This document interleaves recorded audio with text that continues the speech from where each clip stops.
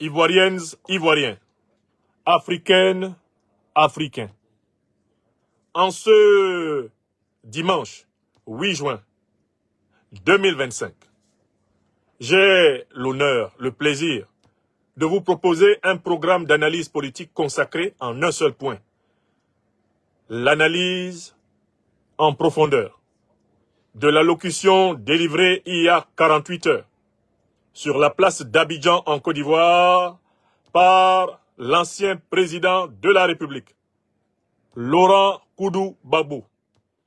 Allocution dans laquelle, tirant toutes les conséquences de la décision du dictateur Alassane Dramane Ouattara de confisquer l'élection présidentielle de 2025 en excluant tous ceux qui sont en capacité de le battre à plate couture, le président Laurent Gbagbo a tiré toutes les conséquences et demande au peuple de Côte d'Ivoire et à toutes les véritables forces de l'opposition ivoirienne à se tenir prêtes pour rendre sa souveraineté au peuple de Côte d'Ivoire et mettre fin à l'imposture d'Alassane Dramane Ouattara. Dans l'exposé que je vous propose ce dimanche, 8 juin 2025, nous allons procéder d'une manière méthodique. Je commencerai par rappeler les péripéties qui ont conduit la Côte d'Ivoire à rencontrer le chemin tragique, malencontreux, apocalyptique, méphistophélique, le chemin maléfique d'un certain Alassane Dramane Ouattara.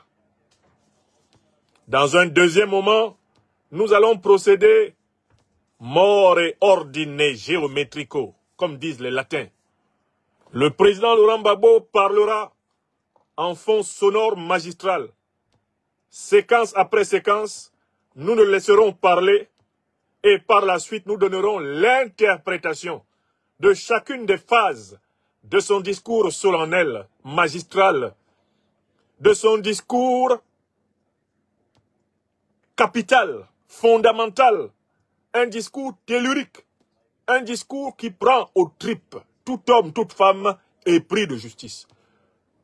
Un discours qui n'annonce pas seulement la nécessité de la libération ivoirienne, mais en réalité la nécessité de la libération totale de l'Afrique, dite entre guillemets francophone, capturée par les barbares négriers, capturée par les barbares colonialistes, les barbares néocolonialistes, les barbares impérialistes et leurs suppôts locaux, qu'on a si justement appelés les nègres de salon, tels Ouattara Dramane en Côte d'Ivoire ou Biapol au Cameroun.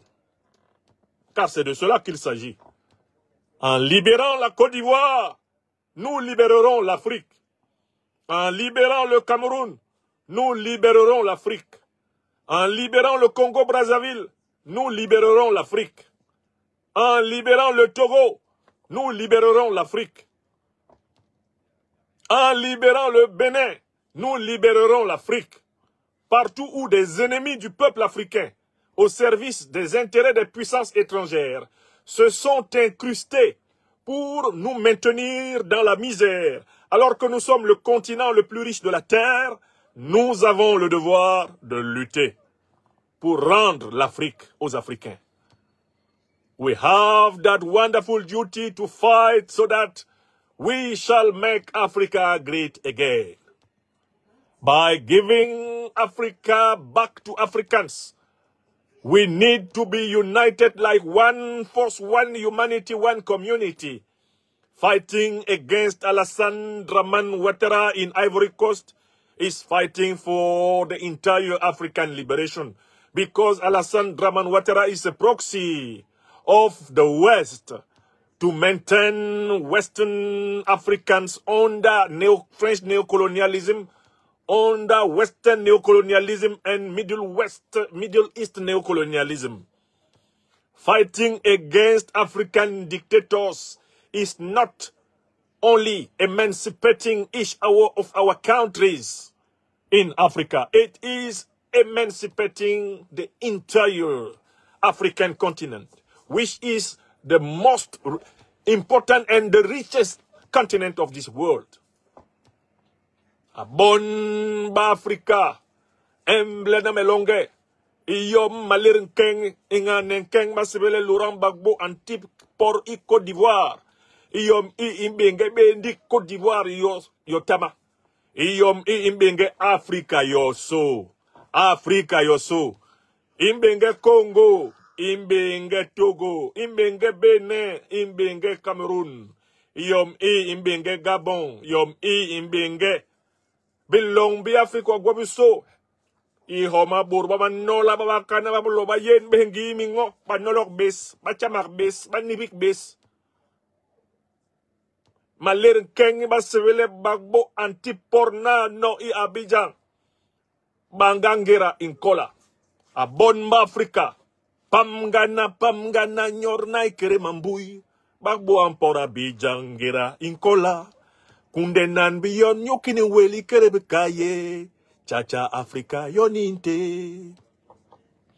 Oui, je le dis en français, je le dis en anglais, je le dis en bassa bantou.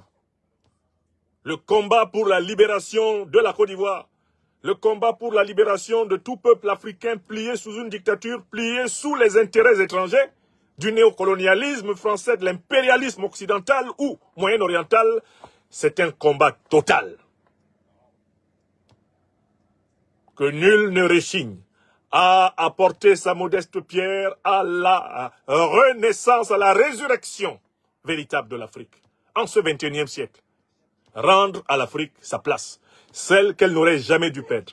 Continent le plus riche du monde, continent au potentiel le plus immense de la Terre, berceau de l'humanité, paradis terrestre, à condition que nous tirions toutes les conséquences de nos errements passés et que nous nous organisions pour en faire la civilisation de la renaissance, de la résurrection humaine.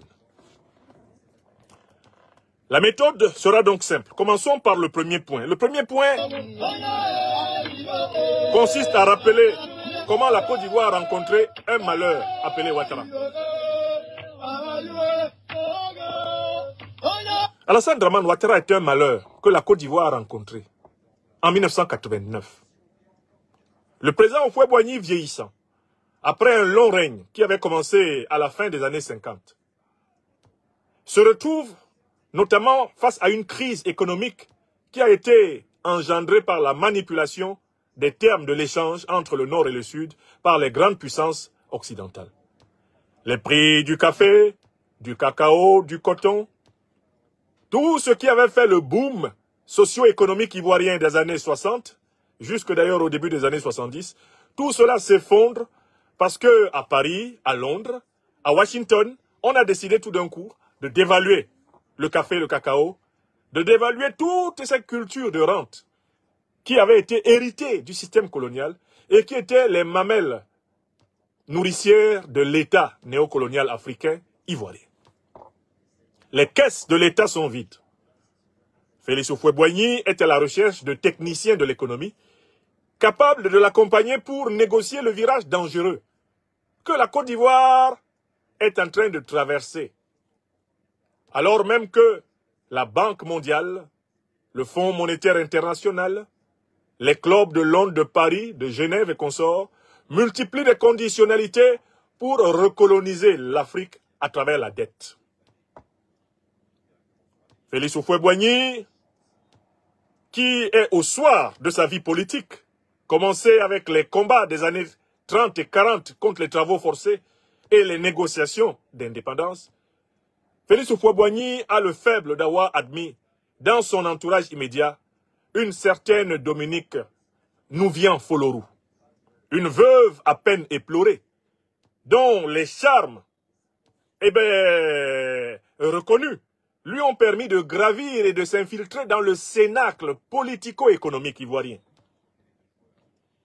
À travers notamment l'influence de cette femme et de tous les bras secourables qu'elle a su tout naturellement exciter, Félix Houphouët-Boigny s'entend dire qu'il y aurait un voltaïque ayant une bonne connaissance des institutions financières internationales et qui pourrait utilement, dans le cadre du panafricanisme politique, aider la Côte d'Ivoire à négocier le dédale difficile de la détérioration des termes de l'échange, le dédale difficile de la renégociation du rapport de force économique internationale. On a chanté les louanges d'un certain Alassane Draman Ouattara dans les oreilles du président Houphouët-Boigny. On lui a dit que cet homme avait écrit une thèse de doctorat sur le sujet.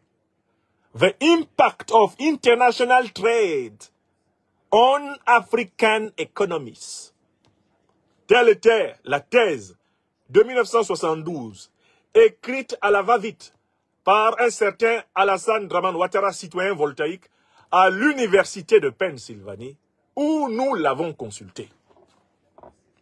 Cette thèse de doctorat, qui ne mériterait même pas le statut d'un bon mémoire de master, affirmait que la solution au déséquilibre des termes de l'échange entre l'Afrique et les grandes puissances économiques du Nord était dans l'acceptation de l'Afrique d'entrer dans une coopération patiente, une collaboration patiente avec ces grandes puissances et de connaître une croissance, certes mesurée, mais évolutive, sous la protection des économies occidentales.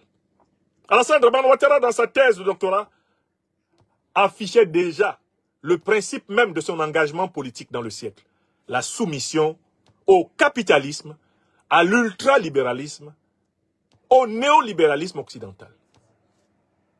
Félix Houphouët-Boigny, qui a été convaincu par les charmes de celle qu'il appelle sa blanche colombe, et par un certain nombre d'autres courtisans, non moins intéressés par le projet de capturer l'État de Côte d'Ivoire à travers cette soi-disant technocratie, nomme Alassane Draman Ouattara en 1989 à la tête du comité interministériel ivoirien et en 1990, il va le propulser dans les fonctions de Premier ministre de la République de Côte d'Ivoire.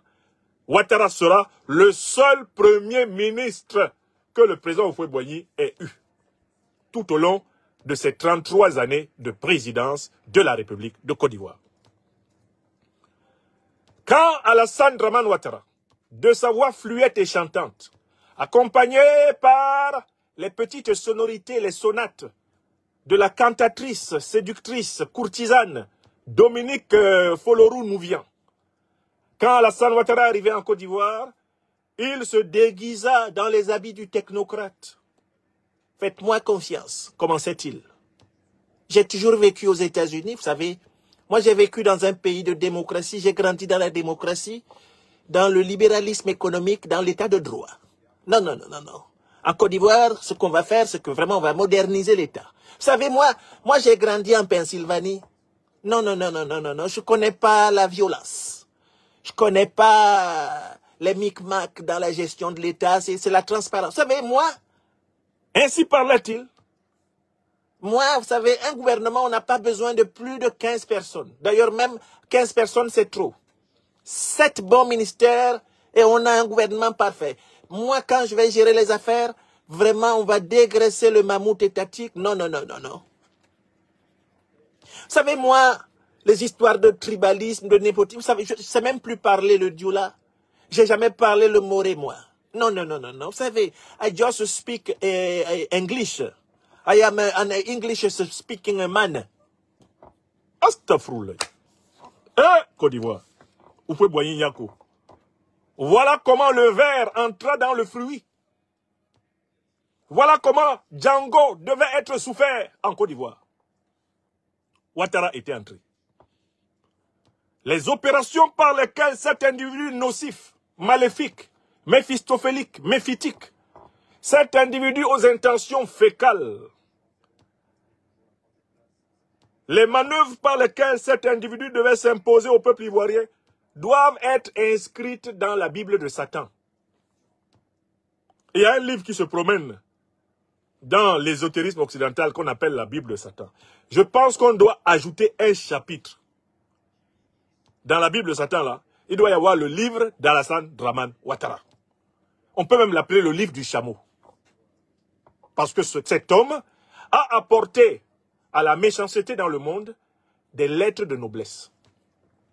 Il a inscrit dans le grand livre de la méchanceté des pages nouvelles. De telle façon que le diable lui-même, dans ses tartares et dans ses enfers, est devenu jaloux de Ouattara. Il ne savait pas qu'on pouvait faire autant de mal, avec autant de facilité et de discipline et de rigueur. Satan même s'est senti menacé. Voici les opérations. Ouattara endort le président Houphouët-Boigny. Il est nommé Premier ministre. Nommé Premier ministre, Ouattara a un problème. Il est originaire de père et de mère de la Haute-Volta, qui devait s'appeler, sous la révolution du président Thomas Isidore Noël Sankara, le Burkina Faso.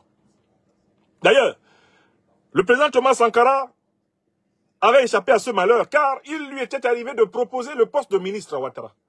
Ce que Ouattara refusa, car son intention était de mettre la main sur un magot, croyait-il plus gros, le magot ivoirien. Ouattara commence ses manœuvres. Sous couvert de renflouer les caisses de l'État de Côte d'Ivoire, Alassane Dramane Ouattara crée la carte de séjour.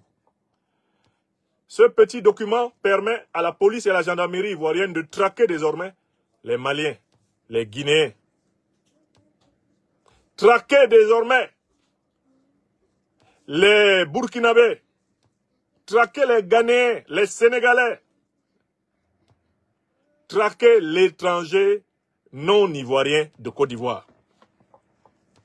Mais quand il crée la carte de séjour, le motif avancé, renflouer les caisses relativement vides de l'État ivoirien, n'est pas le véritable motif de Ouattara. Ouattara crée la carte de séjour parce qu'il a imaginé une opération maléfique pour constituer son premier bétail électoral, sa première zone, son premier bastion, son premier terroir. Car il n'a pas de terroir en Côte d'Ivoire. Il s'inventera plus tard une histoire de naissance à Dembokro. Il s'inventera plus tard une histoire d'enfance à Dabou. Il s'inventera plus tard une vie qui aurait été passée dans les camions avec son père. Il osera même dire qu'il était baouléphone quand il était petit. Dembokro, moi je parlais baoulé fluidement. Ah, c'est dommage. Hein. Oui, chou, lui répondra sa femme. Parce que c'est elle son répondeur. Il ment et elle confirme. Ouattara crée la carte de séjour. À cause de la carte de séjour, on se met donc à traquer dans les contrôles aux faciès et aux patronymes toute personne qui porte les noms des pays voisins. Ceci engendre un sentiment de frustration, notamment parmi les Ivoiriens originaires du Nord, qui ont des noms malinqués comme les Maliens, comme les Burkinabés, comme les Guinéens, qui ont des noms qu'on peut retrouver jusqu'au Sénégal et même en Mauritanie. Lors des contrôles aux abords des mosquées, lors des contrôles à la descente des cars de transport entre intervilles, lors des contrôles dans les administrations, les Ivoiriens du Nord commencent à percevoir comme une espèce de confusion entre eux et leurs frères africains venus de la sous-région. L'Ivoirien du Nord se sent contraint de justifier davantage que les autres Ivoiriens de son appartenance à la nation ivoirienne à cause de la pression créée par la carte maléfique de séjour de Ouattara Dramane.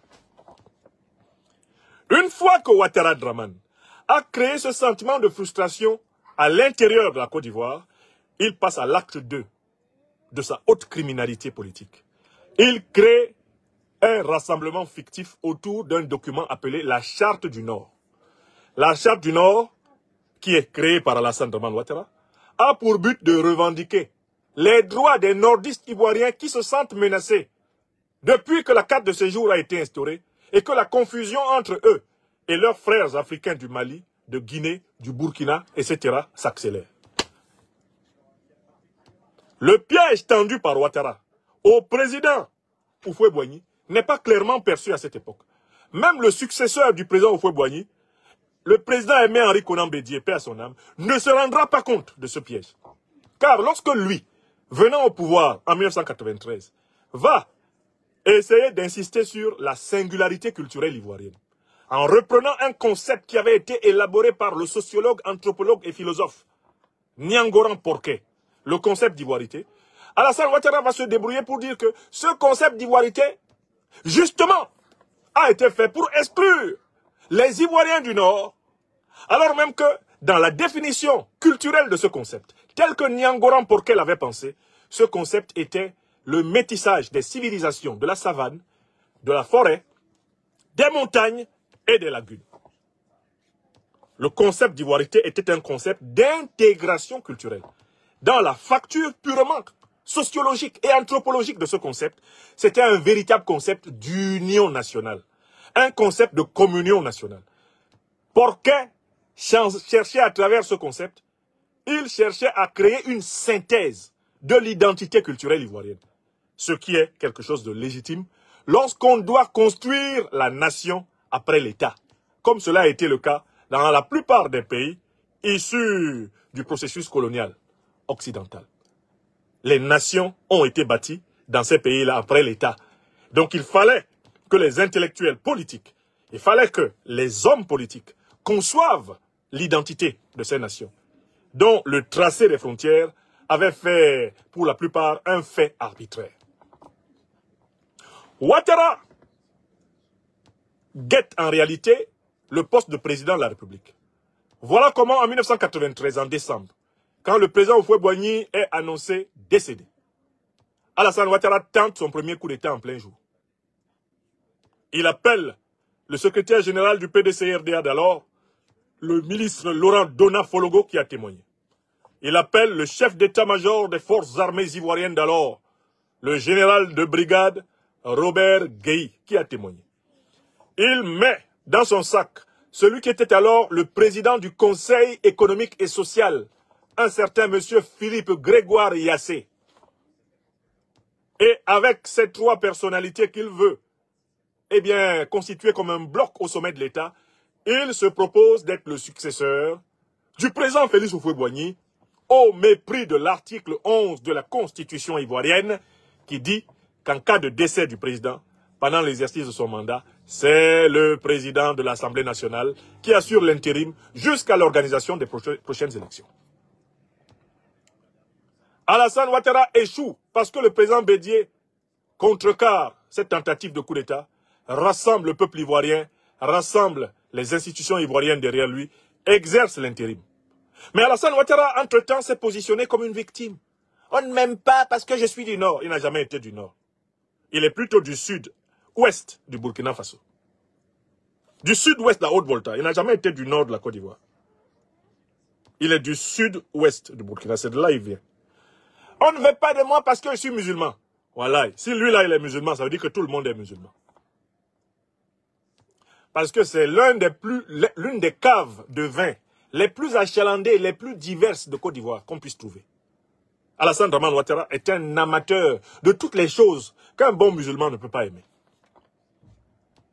Quand on disait qu'Alassane Ouattara était un amateur de tous les meilleurs vins de la terre, les gens ne nous ont pas cru jusqu'à ce qu'on l'attrape publiquement dans un repas officiel en plein New York, en train de demander à celui qui sert le vin d'ajouter, de bien doser sa dose.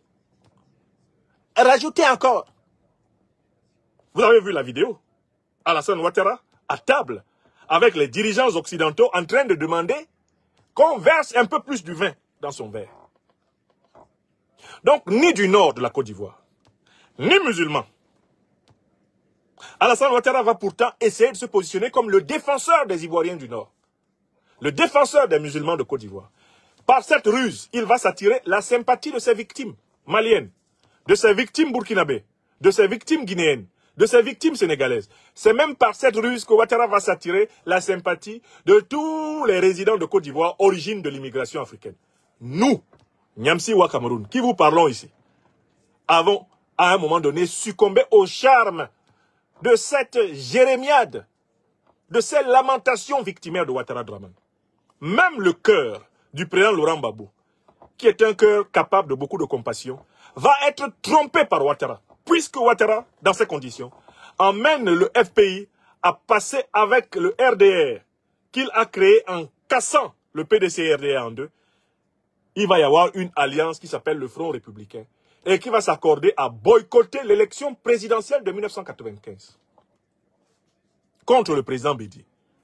Alassane Ouattara, que vous voyez là, a bénéficié de la solidarité du président Laurent Gbagbo parce que lui, Ouattara, avait été exclu de l'élection de 1995. Le président Gbagbo déclarera publiquement, si quelqu'un qui a été Premier ministre de Côte d'Ivoire, ne peut pas être candidat à l'élection présidentielle de Côte d'Ivoire, il est hors de question que je participe à cette élection dans ces conditions. Ce sont les mots du président Gbagbo. Il est à Abidjan actuellement. Vous pouvez aller vérifier. Mais, lorsqu'ils vont au boycott en 1995, le président Laurent Gbagbo se rend compte que Ouattara n'est pas sérieux. Pourquoi il n'est pas sérieux? Parce qu'il laisse tout le dur du travail sur le dos du président Gbagbo. Entre-temps, lui, il s'est cherché pour aller rester à Paris, aller rester à Washington, aller rester au Gabon. C'est le président Gbagbo qui est au dur là-bas, du boycott actif, et bien avec, en face de lui, un président Bédié qui bénéficie encore d'une large légitimité et légalité nationale. Voilà comment le fameux front républicain a vécu. Alassane Ouattara va s'appuyer sur sa soi-disant exclusion. Parce qu'en fait, il n'a pas été exclu. Il a été introduit par césarienne dans la nation ivoirienne. La nationalité ivoirienne lui a été donnée de force par le président Houphouët-Boigny. Il n'a pas consulté les Ivoiriens pour la lui donner. La légitimité politique ivoirienne lui a été accordée par la magnanimité du président Gbagbo qui a accepté de passer alliance avec lui, lui donnant une existence dans le champ politique ivoirien, où il était inconnu au bataillon en 1988. Alassane Dramane Ouattara va donc susciter à l'intérieur de l'armée de Côte d'Ivoire, des forces de défense, un bloc de type ethno-religieux autour de lui. C'est ce bloc qui va faire le coup d'État du 24 décembre 1999 contre le président Bédié, pour le compte de Ouattara. Ouattara auparavant a annoncé « Je frapperai ce gouvernement, il tombera. Je vais rendre ce pays ingouvernable. » Et aussitôt le coup d'État fait, Alassane Ouattara revient précipitamment du Gabon où il était caché chez le père Bongo. Il revient précipitamment et il affirme, il revient de France et du Gabon où il était, et il affirme « This is not a coup d'État ». Vous savez, on connaît l'anglais de Ouattara. L'anglais de Ouattara est réputé transparent. Si vous comprenez le français, ce n'est pas la peine de chercher un dictionnaire quand Ouattara parle anglais. « This is not a coup d'État, this is a révolution ». Voilà comment Alassane Ouattara caractérise le coup d'État du 24 décembre 1999, perpétré par les cadets militaires originaires du Nord qui ont utilisé le général Gueye comme un voile de façade pour le compte de Ouattara. Et donc, il pense que le général Gueye, qui est son faire-valoir, va préparer le fauteuil présidentiel pour qu'il s'y asseye, en fraudant aux élections de 2000 pour l'installer au pouvoir. Malheureusement pour Ouattara, le général Robert Gueye a également pris goût au pouvoir. Et il dit qu'on n'a jamais vu quelqu'un qui balaye une maison pour que quelqu'un d'autre vienne rester dedans. Alassane Dramane Ouattara entre alors dans un nouveau cycle de coup d'État qui ne s'arrêtera pas jusqu'à aujourd'hui. Voyons ce qu'il va faire.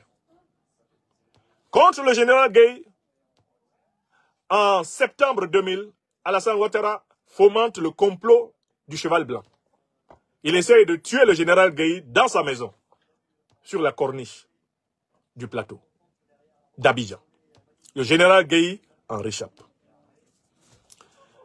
Le général Gueye va à une élection face au seul candidat poids lourd auquel il a affaire, le président Laurent Gbagbo en octobre 2000. Il est battu à plate couture, mais il veut proclamer qu'il a gagné. Le président Gbagbo mobilise le peuple ivoirien d'Abidjan. Et une partie des forces de défense et de sécurité bascule en faveur de celui qui a gagné l'élection d'octobre 2000, Laurent Gbagbo. Robert Gueye s'enfuit dans son village de Guessesso, dans l'ouest de la Côte d'Ivoire. Le président Laurent Gbagbo entre au palais présidentiel et commence à exercer le pouvoir. Alassane Dramane Ouattara n'en démord point. Il jette ses partisans dans la rue. Ce qui va donner les confrontations extrêmement tragiques d'octobre 2000 et, entre autres, le charnier de Yopougon. Ouattara ne s'arrête pas là. En janvier 2001, Alassane Ouattara est à la manœuvre du complot de la Mercedes noire. Ses partisans qui avaient fait le coup d'État de 99, à partir du Burkina Faso, tentent de reprendre le pouvoir de force en Côte d'Ivoire pour lui. Tout le monde a la vidéo de Koné Zakaria, le plus inculte des militaires détenteurs de galons supérieurs que la Côte d'Ivoire ait jamais connu. Dans laquelle vidéo, Zakaria dit très bien que c'est pour Ouattara qu'ils ont fait tous les coups d'État. Le complot du 6-7 janvier 2001 échoue. Alassane Dramane Ouattara n'en démord point.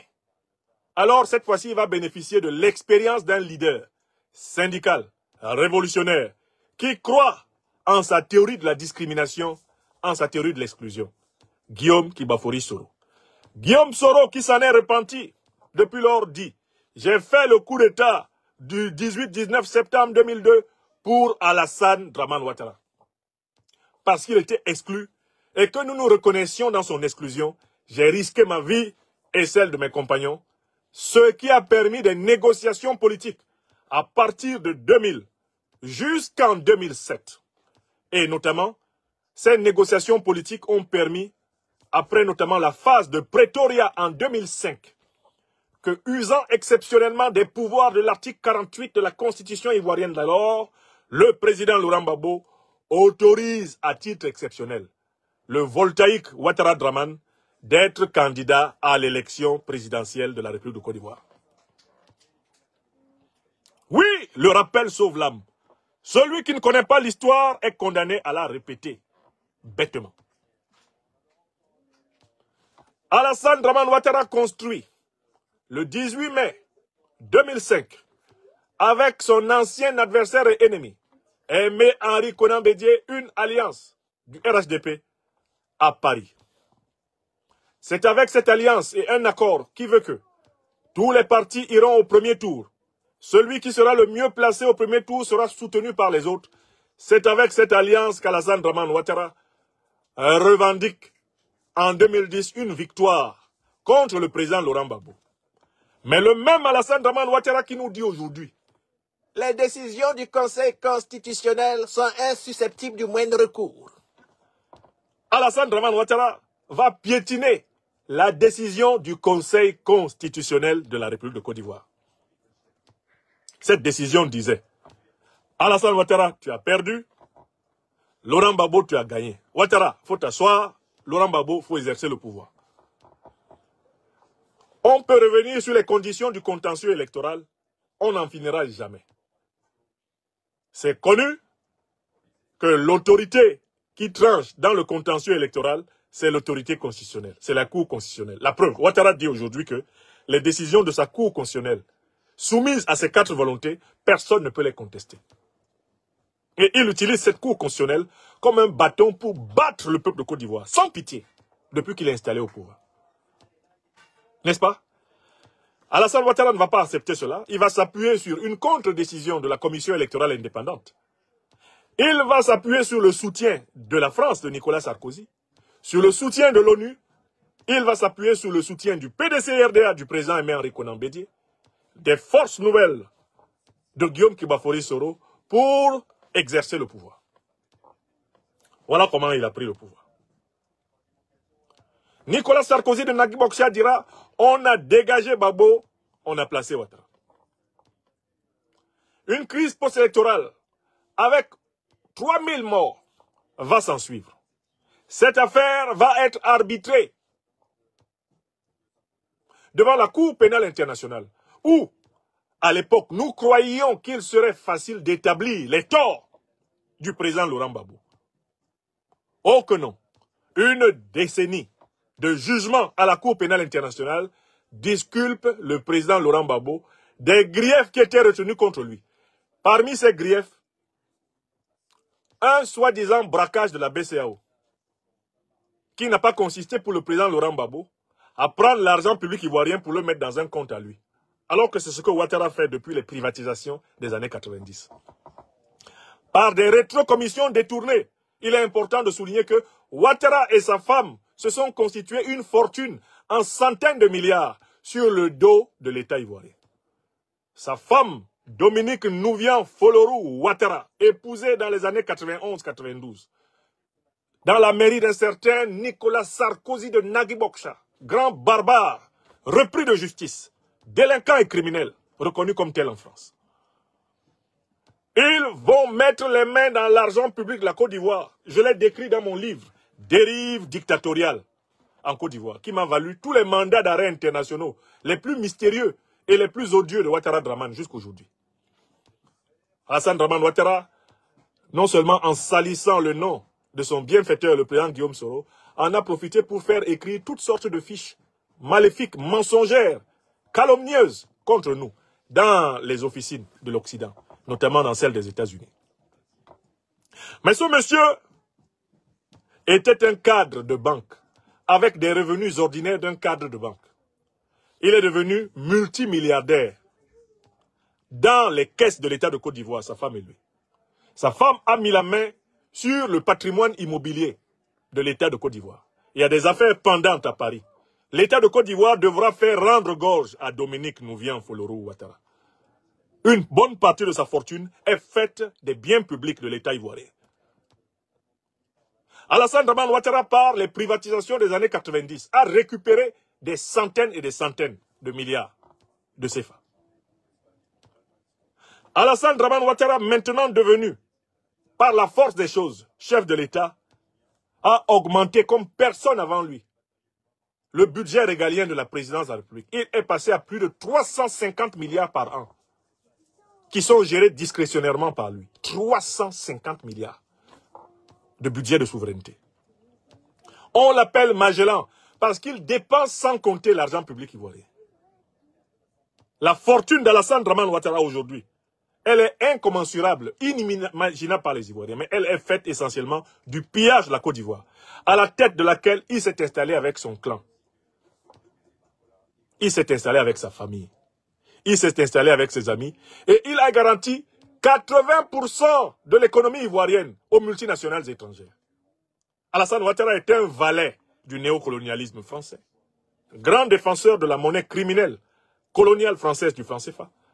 Alassane Dramane Ouattara est un valet de l'impérialisme occidental, grand déstabilisateur de toute l'Afrique de l'Ouest. C'est lui qui a porté le projet d'avoir 1500 hommes pour attaquer le Niger, sous nos yeux, en 2023. Alassane Dramane Ouattara est le plus grand empêcheur de tourner rond de toute l'Afrique de l'Ouest, et même de toute l'Afrique dite, entre guillemets, francophone, par abus de langage.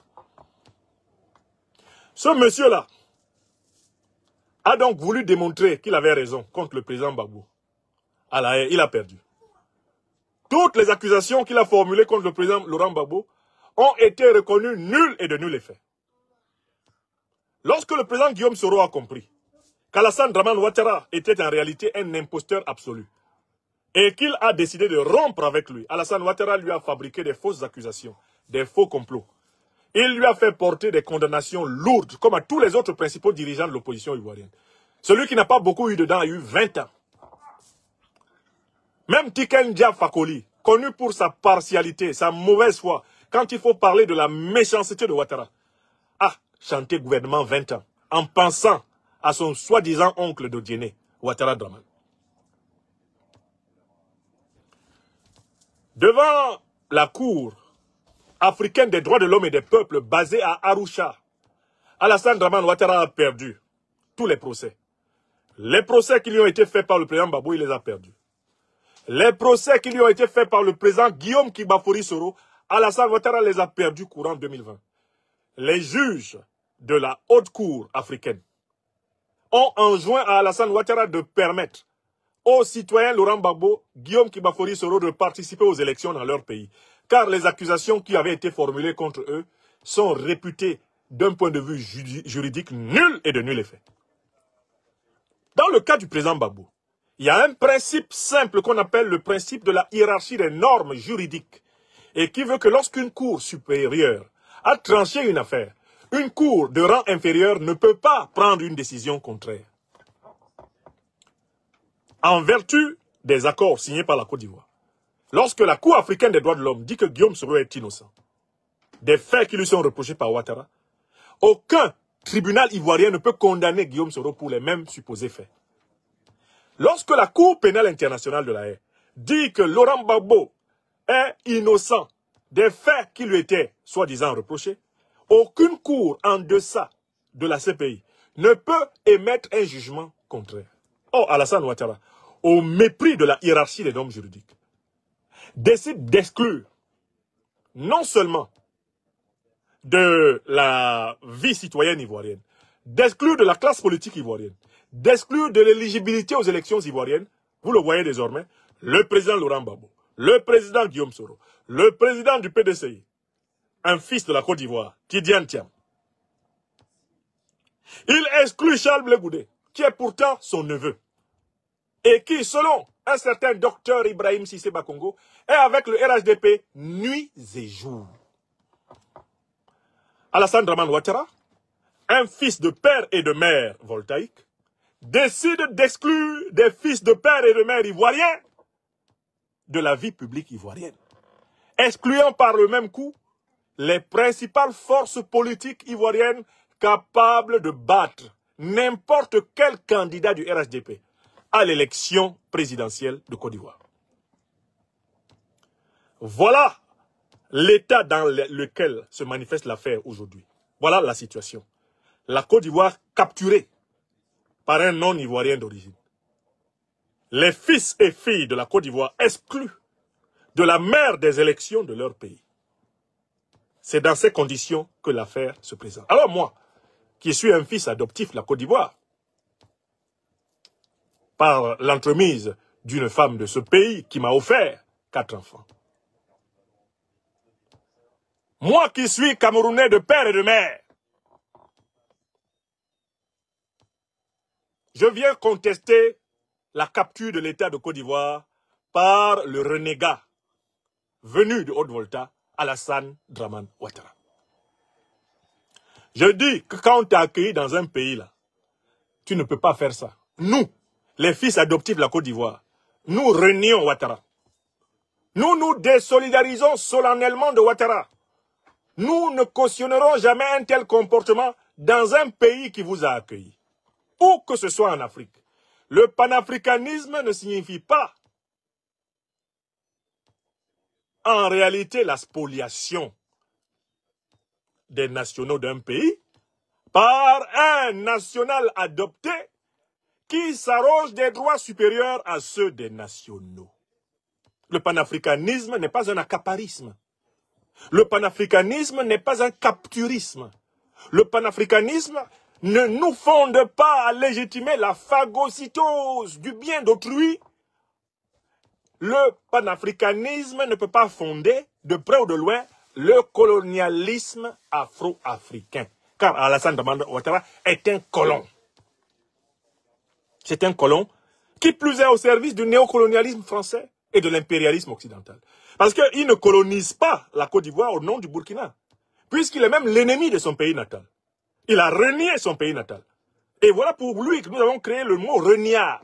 Parce que Ouattara, ce n'est pas seulement un renégat. Ce n'est pas quelqu'un qui est chiné à Dembokro, j'ai grandi à Dabou. Il oublie que son nombril est à Sendou. Que les tertres de ses ancêtres sont à Sendou. Mais il va plus loin. Il ne renie pas le Burkina Faso pour servir les intérêts du Burkina Faso en Côte d'Ivoire. Non. Il a renié le Burkina Faso et toute l'Afrique pour servir les intérêts des néocolonialistes français et des impérialistes occidentaux.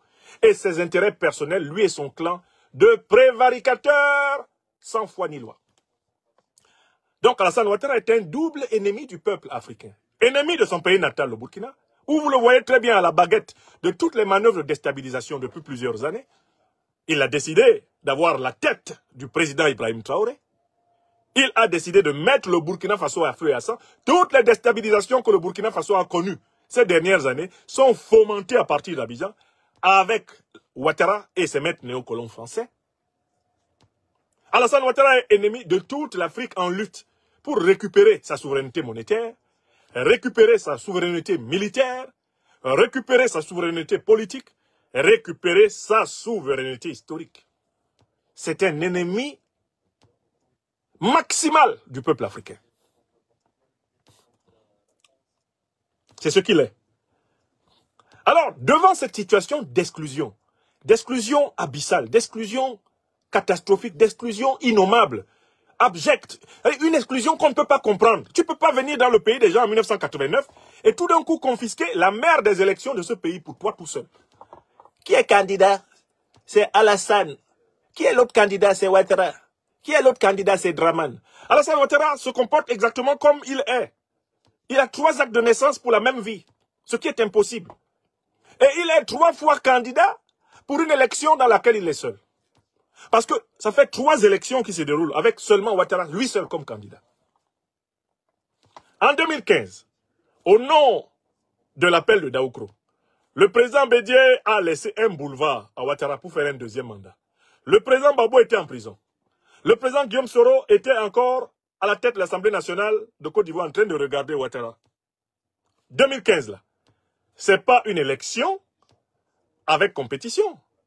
C'était Alassane contre Ouattara et finalement c'est Dramane qui a gagné en 2015. 2020, qui est Kakabe? Kakabe est un individu excrémentiel issu des manœuvres appendicières. Kakabe est un ersatz ouattarien, c'est une ouattarité. Donc en fait, quand Ouattara affrontait Kakabe, c'est Ouattara qui affrontait Dramane. Et c'est Alassane qui a gagné. Élection de 2015, c'est Ouattara contre Ouattara. Et c'est Alassane qui gagne. Élection de 2020, c'est Ouattara contre Alassane. C'est Dramane qui gagne. Il veut organiser en 2025 une élection dans laquelle ce sera Ouattara Alassane Dramane contre Ouattara Alassane Dramane. Et ainsi, Ouattara Alassane Dramane va battre Ouattara Alassane Dramane. Alassane Ouattara pourra crier « J'ai été vaincu, mais par moi-même. C'est qui le meilleur? C'est Ado. C'est qui le meilleur? C'est Ado. Je suis candidat à mon élection contre moi-même. Je vais me vaincre personnellement en octobre 2025. Oui, chou, c'est merveilleux. Faites-moi confiance. » Est-ce que vous voyez ça? Bon, très bien. Face à cette situation, on peut faire un bilan de la première partie de cette émission. Quand on fait le bilan de Ouattara, on voit que c'est un ennemi du peuple ivoirien, c'est un ennemi du peuple africain, c'est un ennemi de lui-même. C'est un fossoyeur de tout ce qui est censé en politique. Quand on fait le bilan. Quand on fait le bilan, Alassane Ouattara a épuisé toutes ses alliances. Il a eu une alliance avec Félix Houphouët-Boigny, il a trahi. Il a eu une alliance avec Laurent Gbagbo, il a trahi. Il a eu une alliance avec Robert Gueye, il l'a trahi. Il a eu une alliance avec Amadou Gon Coulibaly, il l'a trahi. Il a eu une alliance avec Guillaume Soro, il l'a trahi. Tous les hommes politiques ivoiriens de premier plan là, Daniel Kablan Duncan, trahi. Ahmed Bakayoko, trahi. Alassane Ouattara a fini de trahir tout le monde en Côte d'Ivoire. Il n'a plus de réserve. Il n'a plus quelqu'un de poids en Côte d'Ivoire qu'il puisse encore tromper. Voilà pourquoi les Akans Baoulé de la ville de Dembokro lui ont donné un nom. Ils l'ont appelé Ahosingben. Ce qui veut dire en baoulé, celui derrière qui tu vas, mais tu n'as rien. Alassane Ouattara est grillé aussi sur un autre plan. C'est le plan sous-régional. Pendant très longtemps, il avait réussi à manipuler l'opinion burkinabé, l'opinion malienne, l'opinion guinéenne, l'opinion sénégalaise. Il avait même manipulé l'opinion ghanéenne en se présentant comme l'exclu, l'opinion nigérienne. Ouattara passait pour l'exclu. Il avait même réussi à attendrir une partie de l'opinion d'Afrique centrale. Nous avons été victimes de ce charme maléfique pendant un temps, en se faisant passer pour le défenseur des exclus. Aujourd'hui, Ouattara n'a plus de base arrière dans l'opinion au Burkina. Il n'a plus de base arrière dans l'opinion au Mali. Plus de base arrière dans l'opinion guinéenne. Plus de base arrière dans l'opinion sénégalaise. Plus de base arrière dans l'opinion ghanéenne. Alassane Ouattara n'a plus de base arrière au Niger. Et en Afrique centrale, il est l'homme politique le plus détesté. Pourtant, il y a les pires dictateurs en Afrique centrale, comme Paul Biya dans mon pays natal au Cameroun. Mais les Camerounais détestent plus Ouattara que Paul Biya. Ouattara a réussi cette chose terrible de se faire détester, même dans des pays qui sont tenus par des dictateurs plus anciens que lui. Il est plus détesté que le dictateur du pays. L'homme politique le plus détesté en Afrique centrale, c'est Alassane Ouattara. L'homme politique d'Afrique le plus détesté des opinions et des communautés africaines internationales, c'est Alassane Ouattara. Il faut que vous mesuriez à quel point il est seul. Il est seul en Côte d'Ivoire, avec sa smala de voleurs claniques. Il est seul en Afrique de l'Ouest, avec sa smala de voleurs claniques. Il est seul en Afrique. Et l'erreur qu'il a commise, c'est de s'appuyer sur une puissance déclinante. Une puissance qui a atteint ses limites, la puissance néocolonialiste française, qui elle-même est seule en Europe. Elle-même, elle est seule aux Nations Unies. Elle-même, elle est seule dans le monde. À cause de son incapacité à renoncer à son obsession de confisquer les richesses de 15 pays africains. La politique néocolonialiste de la France en Afrique s'est effondrée. Le déménagement forcé des troupes françaises du Mali, du Burkina Faso et du Niger est l'une des causes de l'isolement et de la solitude de Ouattara, qui est devenu le dépotoir des troupes terroristes, des troupes néocolonialistes, des troupes impérialistes. Alassane Ouattara vit dans une citadelle assiégée.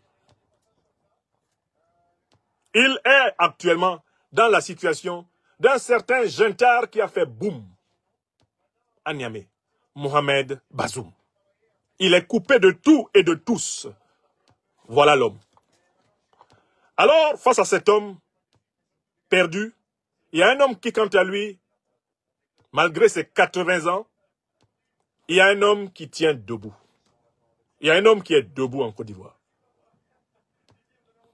C'est le président Laurent Koudou-Babou.